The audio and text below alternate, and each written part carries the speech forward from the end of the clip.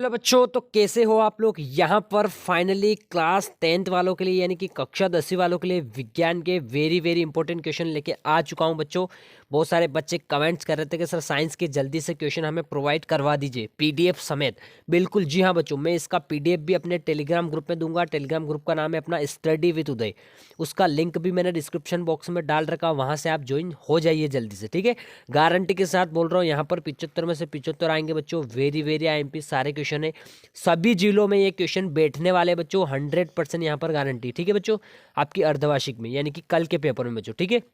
तो आइए शुरू करते हैं बच्चों।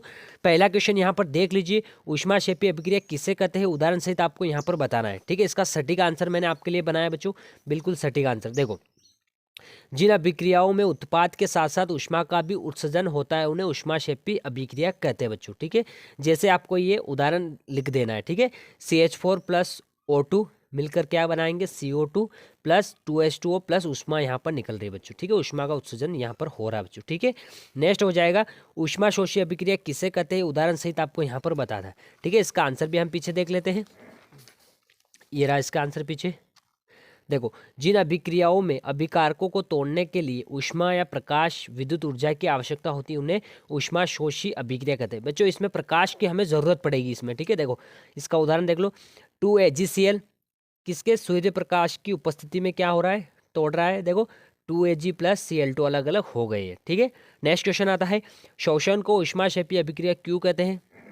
इसका आंसर हो जाएगा बच्चों, आपसी शोषण के दौरान अंदर लिए गए ऑक्सीजन द्वारा भोजन विकटित होता है, ठीक है, अर्थात वह अपचयित होता है। इस क्रिया में ऊर्जा मुक्त होती है, तो उसी को हम ऊष्माक्षेपी अभिक्रिया कहते हैं बच्चों। यहाँ पर देख लीजिए, C6H12O6 प्लस 6O2, यहाँ पर क्या बन रहा है बच्चों, 6CO2 प्लस 6H2O प्लस ऊर्जा यहाँ पर मुक्त हो रही है बच्चों, ठीक है।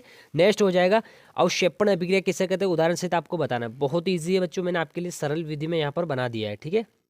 देखो, वह अभिक्रिया जिसमें किसी अवक्षेप, ठीक है, किसी अवक्षेप का निर्माण होता है, बस इतना सा आपको लिख देना, निर्माण होता है, अवक्षेपण अभिक्रिया कहलाती है, बस इतना सा लिखना है। इसका उदाहरण देख लो, ये वाला BaCl2 प्लस K2SO4 मिलकर क्या बना रहा है, BaSO4, ये दोनों आपस में जुड़ गए बच्चों, ठीक है। फिर 2KCl, ठीक है, देखो 2KCl ये वाला, ठीक है, डबल हो गया, 2KCl हो गया, ठीक है। बहुत ईजी था। नेक्स्ट क्वेश्चन देख लेते हैं, विस्थापन अभिक्रिया उदाहरण सहित आपको यहाँ पर बतानी बच्चों। तो वे अभिक्रिया जिसमें एक अभिकर्मक तत्व दूसरे अभिकर्मक यौगिक में से दूसरे तत्व को विस्थापित करके स्वयं अपना स्थान ग्रहण कर लेता है। बिल्कुल आप एग्जाम्पल से समझ जाओगे। देखो, Fe प्लस CuSO4, देखो Fe किसके साथ जुड़ गया, SO4 के साथ जुड़ गया, FeSO4, और ये Cu है, ये अलग हो गया, ठीक है। ये बिल्कुल इसकी परिभाषा है बच्चों, ठीक है। नेक्स्ट, द्विविस्थापन अभिक्रिया उदाहरण सहित आपको यहाँ पर बतानी। देखो, वे अभिक्रिया जिसमें अभिकारकों के बीच आयनों का आदान प्रदान होता है, ठीक है, द्विविस्थापन होता है इसमें। देखो, BaCl2 प्लस NaSO4, तो BaSO4 ये दोनों आपस में जुड़ गए। अब जो बचा वो लिखना है आपको, प्लस 2NaCl ये वाला, ठीक है। नेक्स्ट क्वेश्चन देखते हैं, बहुत ही इंपॉर्टेंट है आपके लिए। सोडियम को मिट्टी के तेल में डुबोकर क्यों रखा जाता है। देखो, सोडियम क्या होता है बच्चों, अत्यधिक क्रियाशील धातु है। अगर उसको बाहर हम रखेंगे तो वो खुले में ऑक्सीजन के साथ क्रिया करके क्या करता है, आग उत्पन्न कर देता है। इसलिए हम उसे केरोसिन में डुबोकर रखा जाता है बच्चों, ठीक है। इतना सा आपको लिख देना है, बहुत ईजी था, ठीक है। नेक्स्ट देखते हैं, यहाँ पर क्वेश्चन नंबर 8, वायु में जलाने से पूर्व मैग्नीशियम रिबन को साफ क्यों किया जाता है। तो इसका सटीक आंसर मैंने आपके लिए बनाया बच्चों, वायु में जलाने से पहले मैग्नीशियम जो होता है बच्चों, रिबन को इसलिए साफ किया जाता है कि इसके ऊपर के जो धूल कण होते हैं बच्चों वो साफ हो जाए, ताकि ये हवा के संपर्क में आ जाए बच्चों, ठीक है। बहुत ईजी था, 1 या 2 बार पढ़ोगे याद हो जाएगा, ठीक है। नेक्स्ट देखते हैं बच्चों, संचारण के 2 उदाहरण देना है दैनिक जीवन वाले। तो लोहे में जंग लगना, तांबे के बर्तन नीले हरे रंग के हो जाना, ठीक है। दोनों उदाहरण हमने यहाँ पर कंप्लीट कर लिए, ठीक है। नेक्स्ट, विकृत गंधिकाओं को परिभाषित करना है, बहुत ही इंपॉर्टेंट क्वेश्चन है आपके लिए।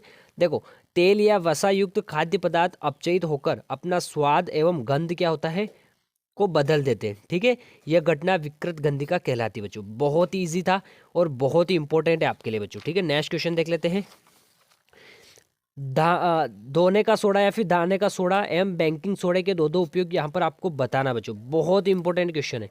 तो पहले इसका देख लेते हैं, धोने का सोडा। ठीक है, इसका उपयोग कांच, साबुन एवं कागज उद्योगों में होता है, घरों में साफ सफाई के रूप में होता है। ठीक है, नेक्स्ट होता है बेकिंग सोडा, बेकरी में उपयोग आने वाले बेकिंग पाउडर बनाने में होता है इसका।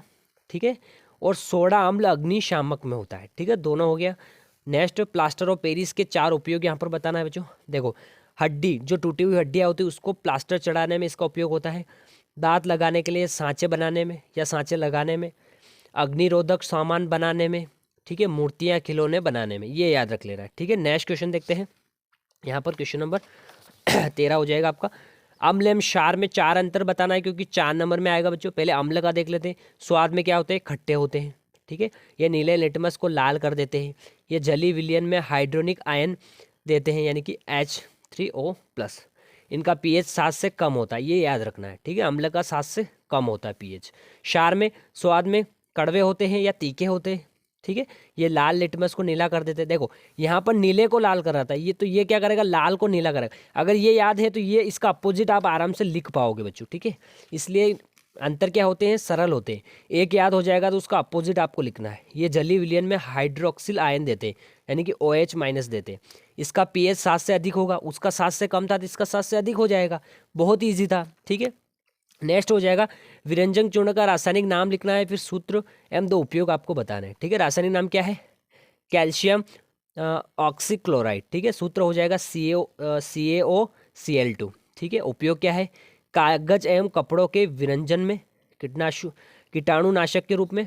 ठीक है, नेक्स्ट क्वेश्चन देख लेते हैं। धातु अधातु के गुण आपको यहाँ पर बताने बच्चों। देखो, ये जो गुण बता रहा हूँ इसमें आप अंतर भी आराम से लिख पाओगे, अंतर भी आ जाए तो आप लिख पाओगे। जैसे धातु में यह कठोर होती है। ठीक है, अंतर में भी आप लिख सकते हो। विद्युत की चालक होती है, ये धातु है। ठीक है, अधातु ये चमकीन होती है, सॉरी ये चमकहीन होती है। ठीक है, विद्युत की कुचालक होती है। अगर अंतर आ जाए तो अंतर में भी आप लिख सकते हो। ठीक है, नेक्स्ट हो जाएगा अमलगम एवं यशदलेपन किसे कहते हैं? इसकी परिभाषा आपको बतानी, 2 नंबर में पूछा जाएगा। ठीक है, पहले अमलगम हम पढ़ लेते हैं। देखो, पारा और सोडियम की जो मिश्र धातु को हम अमलगम कहते हैं, बहुत इजी था। ठीक है, और यशदलेपन, देखो लोहे को जंग से बचाने के लिए जस्ते की परत चढ़ा देते हैं, इस विधि को ही तो हम यशदलेपन कहते हैं बच्चों। ठीक है, नेक्स्ट हो जाएगा अपरूपता किसे कहते हैं? ये थोड़ा अच्छा क्वेश्चन है। देखो, जब कोई तत्व प्रगति में विभिन्न रूपों में मिलता है, जिनके भौतिक गुण में भिन्नता होती है परंतु रासायनिक गुण क्या होते हैं? समान होते हैं, वो अपरूपता कहलाते हैं बच्चों। ठीक है, नेक्स्ट हो जाएगा आपका आघात वर्ध या तन्य का अर्थ आपको यहाँ बताना है। तो वे धातुएं जो पीटने पर पतली चादर की तरफ फैल जाती है, आघात वर्ध या तन्य हो जाती है। ठीक है, तन्य कहलाती है। मिश्र धातु क्या होती है? 2 या 2 से अधिक धातु एवं अधातुओं के समांगी मिश्रण या फिर मिश्रण को हम मिश्र धातु कहते हैं। ठीक है, नेक्स्ट हो जाएगा भर्जन एवं निष्पादन किसे कहते हैं? तो भर्जन क्या है बच्चों? सल्फाइड आयस को वायु की उपस्थिति में अधिक ताप पर गर्म करने पर धातु के ऑक्साइड परिवर्तित हो जाते हैं, इस प्रक्रिया को हम भर्जन कहते हैं बच्चों। ठीक है, निष्पादन देख लीजिए। देखो, कार्बोनेट अयस्कों को वायु की सीमित मात्रा में उच्च ताप पर गर्म करने पर वह धातु के ऑक्साइड में परिवर्तित हो जाता है, इस प्रक्रिया को हम निष्पादन कहते हैं बच्चों। ठीक है, नेक्स्ट क्वेश्चन देख लेते हैं। क्वेश्चन नंबर 21 यहाँ पर देखो, सहसंयोजी आबंध किसे कहते हैं? जब 2 परमाणु के मध्य इलेक्ट्रॉनों की साझेदारी होती है तो वह उसे सहसंयोजी आबंध कहते हैं बच्चों। ठीक है, हाइड्रोकार्बन, ऐसे कार्बनिक यौगिक जो कार्बन एवं हाइड्रोजन से मिलकर बने हाइड्रोकार्बन कहलाते हैं। नाम से स्पष्ट हो रहा है, हाइड्रो यानी कि हाइड्रोजन, कार्बन यानी कि कार्बन। हाइड्रोकार्बन से जो मिलकर बनता है वही तो हाइड्रोकार्बन होता है बच्चों। ठीक है, ये आपको याद रखना है, थोड़ा दिमाग भी लगाना है आपको। ठीक है, संतृप्त तथा असंतृप्त हाइड्रोकार्बन क्या है? देखो, संतृप्त कार्बन परमाणु एकल बंध द्वारा जुड़े होते हैं, ये वाले, इसका उदाहरण एल्कीन है बच्चों। असंतृप्त में क्या हो जाएगा? कार्बन परमाणु द्वियन त्रिबंध द्वारा जुड़े होते हैं, इसका उदाहरण है एल्काइन। ठीक है बच्चों, नेक्स्ट क्वेश्चन देख लेते हैं। अपमार्जन और साबुन में अंतर बहुत इंपॉर्टेंट है। देखो, साबुन में क्या है? ये उच्च अणुभार वाले कार्बोक्सिलिक अम्ल के सोडियम लवण होते हैं। साबुन में कठोर जल में कपड़े साफ नहीं धुलते हैं। ठीक है। अपमार्जक देख लो, अपमार्जक लंबी श्रृंखला वाले एल्किल के सोडियम लवण होते हैं, ठीक है। ये कठोर जल में उपयोग कर सकते हैं इनको, ठीक है। नेक्स्ट क्वेश्चन आता है एथेनोइक एवं एथेनाइक अम्ल में अंतर। देखो बहुत ईजी है। एथेनाइक का देख लेते हैं पहले। इसमें शराब जैसी गंध आती है, ठीक है। तो इसका भी देख सकते हो, इसमें सिरके जैसी गंध आती है, ठीक है। इसका अपोजिट, इसका स्वाद क्या होता है, खट्टा होता है। तो इसका स्वाद क्या होता है, खट्टा नहीं होता है। सॉरी, इसका स्वाद खट्टा नहीं होता है एथेनाइक का, और एथेनाइक का खट्टा होता है। इसका ध्यान रखना है, ठीक है।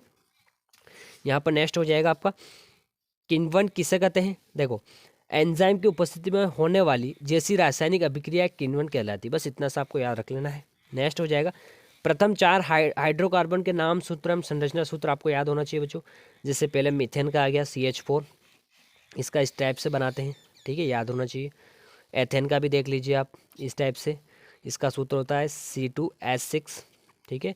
एथिन का देख लीजिए आप, C2H4, और एक और लास्ट है आपका एथाइन, C2H2, ये वाला फॉर्मूला, ठीक है बच्चों।